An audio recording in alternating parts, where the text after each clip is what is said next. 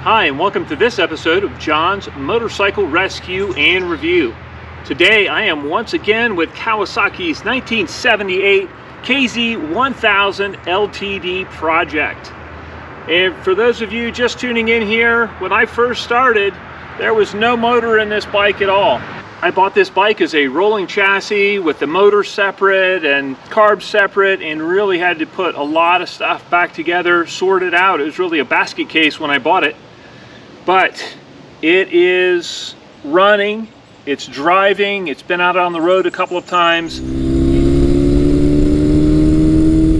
And, you know, in the process of getting it going, I had noticed in the last episode that my rear brake master cylinder needed to be rebuilt. It was leaking brake fluid down on the swing arm and everything underneath it.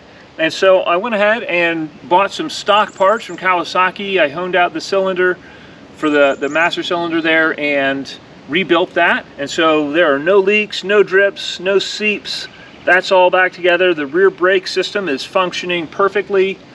I also noticed when I went on a test drive that I had a bleeder valve on my front brake that was leaking as well. And so I pulled that and replaced that with a new stock unit. Another thing that I noticed was that my valve cover end caps were leaking oil.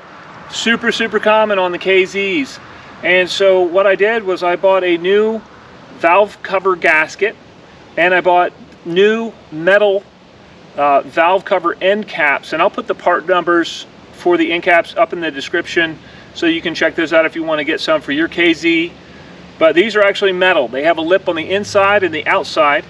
And during the installation, the end caps on the left side of the bike installed just fine. They dropped in. But the end caps on the right side of the engine, I actually had to file down the outside of the engine a little bit to get these to fit in, to drop in. And I installed those with some gasket sealant underneath them and retorqued everything. While I was in there, I also retorqued my cam cap bolts, and I found some of them were actually quite loose.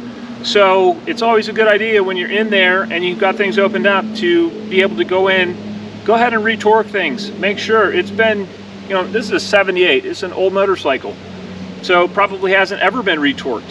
So I also, while I had everything apart, I retorqued the head bolts, the nuts here. And so that is kind of peace of mind. Everything on those was honestly pretty snug and pretty close to spec. So I'm happy about that. My jetting is one thing that I have yet to get sorted out. Pulling the plugs, they look pretty black all around there. It does have Dyna ignition, so it's actually harder to foul these plugs because it's got stronger spark. But I think if I didn't have the Dyna ignition, this bike would have already fouled these plugs because it's running too rich. And so I looked, the main jets that came in these carbs when I got the bike, they were 120s, and the pilot jets were 20s. And so I'm actually going to drop the jet sizes down on the mains to 110s, and I'm going to go down from 20s to 17.5s on the pilot jets.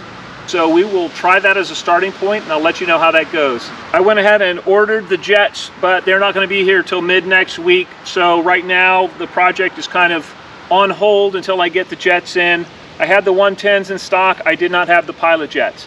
So once those come in, we'll do everything at once, pull the carbs back off, put the new jets in, and we'll get this thing sorted.